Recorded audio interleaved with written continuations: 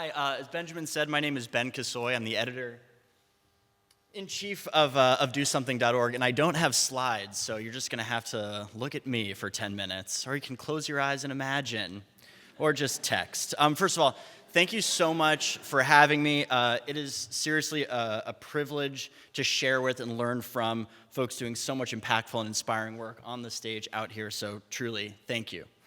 Do Something is the largest tech company exclusively for young people and social change. Using our digital platform, our millions of members who represent every U.S. area code and 131 countries join volunteer campaigns to make offline impact at scale.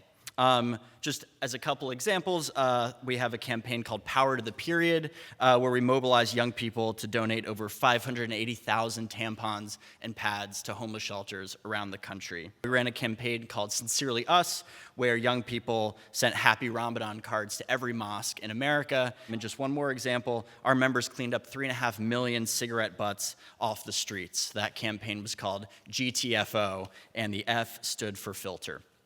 So, for 25 years, that's what Do Something has been good at: large-scale social change and volunteer campaigns across cause spaces. And then in 2016, there was this little election, and we woke up the next day and we were like, oh shit. We said that, obviously, for a lot of reasons, but the main one is that as the largest not-for-profit dedicated to activating young people, we hadn't done our job.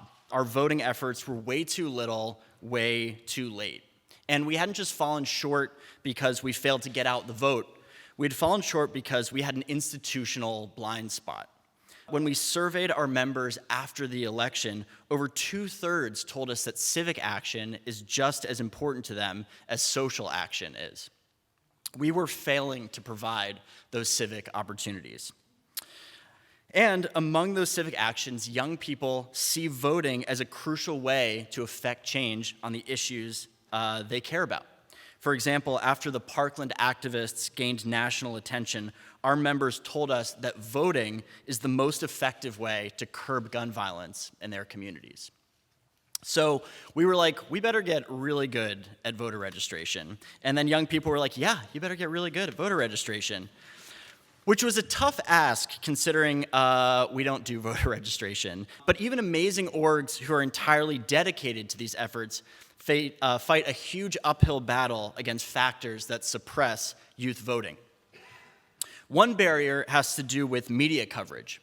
Research shows that news outlets highlighting low voter turnout actually reinforces apathy and, in fact, perpetuates low turnout. This is a self-fulfilling narrative. And not only are these narratives demotivating, they're reductive and unfair. Attributing low youth voter turnout to laziness or apathy ignores institutional, educational, and practical factors that have kept young people and continue to keep young people out of the political process. Beyond historical and ongoing factors that suppress voters of all ages, young people face additional disadvantages. There's a severe lack of voter education. The laws in each state are different and confusing. The process is intimidating. And for young folks, it's their first time, which calls for a distinction. Young people don't turn out at lower rates because they're young. They turn out at lower rates because they're new. So what did we do? First, we did a bunch of research. And then we did a bunch of other stuff. For relevance, I want to talk about 3 platform-based tactics we used to mobilize youth voter registration in 2018. And it was awesome hearing Prentice talk about the power of artists and content and storytelling and narratives. And I'm hoping that some of the tech-based work I can talk about will, again, begin to create this constellation of how we comprehensively shift youth voter turnout across the country. Great, so tactic number 1, a pre-voter registration experience. Let me explain. You might think that linking young people directly to their state's voter registration form would fast-track them to registering. The problem is we found that when a young person lands on this form, it feels bureaucratic and complicated and foreign. So we had a hypothesis. What if we sent them to a pre-registration page as an opportunity to bridge some of the educational and motivational gaps before linking them directly to the voter registration form? Our pre-registration page was simple. It contained 3 things. Number 1, a story of how a state election was decided by a coin flip a couple years ago to show that many of the elections in 2018 would be too close to call, and young people's votes could literally be a decider in those elections. The second thing it included were fields to enter your email address and zip code, which would then dictate which state's form we would send them to. And then third, at the bottom of this page, frequently asked questions. Simple things like, when are my elections? Can I vote without a driver's license? And how do you fold a fitted sheet? I'm just kidding on that last one, but I am still wondering myself. Okay, everyone's with me. All right, we ran a test. It was simple. Half the users first saw this pre-registration experience, and half the users were pushed directly to the voter registration form. The results were frankly incredible. Users visiting the pre-reg page yielded a 123% increase in conversion. Tactic number 2, personalized online voter registration drives. So get this, 62% of unregistered young people say no one has ever asked them to register. Someone has to ask them to do it, and the best person to do that is a friend or a family member. We wanted to give young people a way to do this kind of relational organizing online at scale.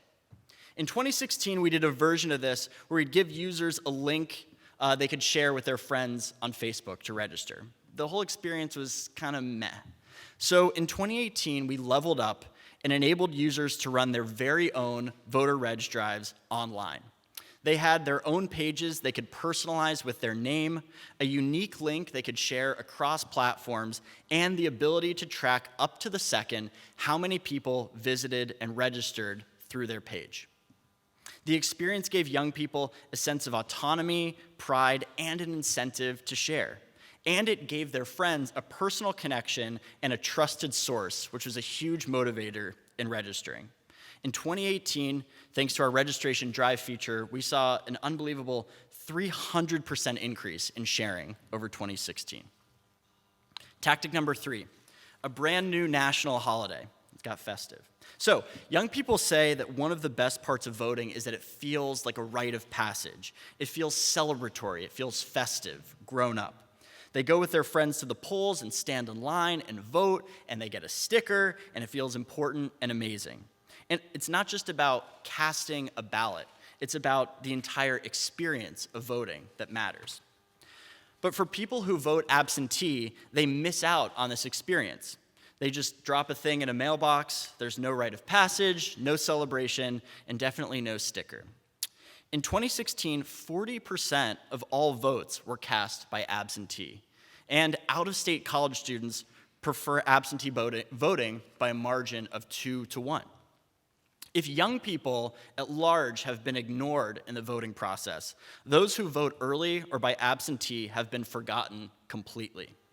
So we created a holiday, the first ever National Absentee Ballot Day on October 9th. Mark your calendars, everyone. We partnered with companies like The Skim to get the word out about our portal, the first of its kind hub specifically for young people voting absentee. At votingabsentee.org, young people could register to vote online, request their absentee ballot, check their registration status, sign up to run an online drive, and yes, request their very own absentee voting sticker.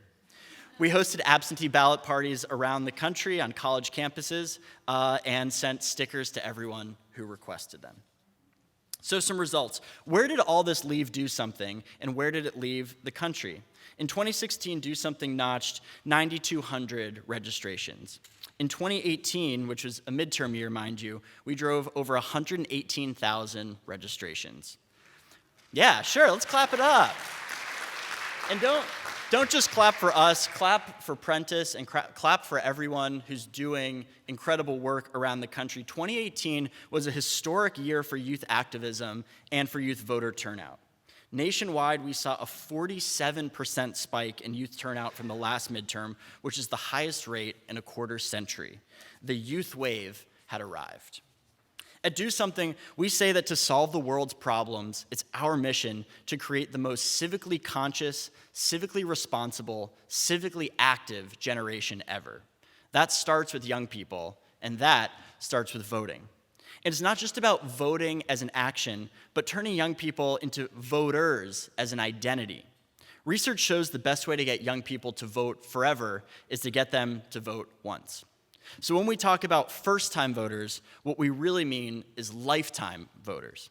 I think I speak on behalf of all young people when I say, we'll see you in 2020. Thank you very much.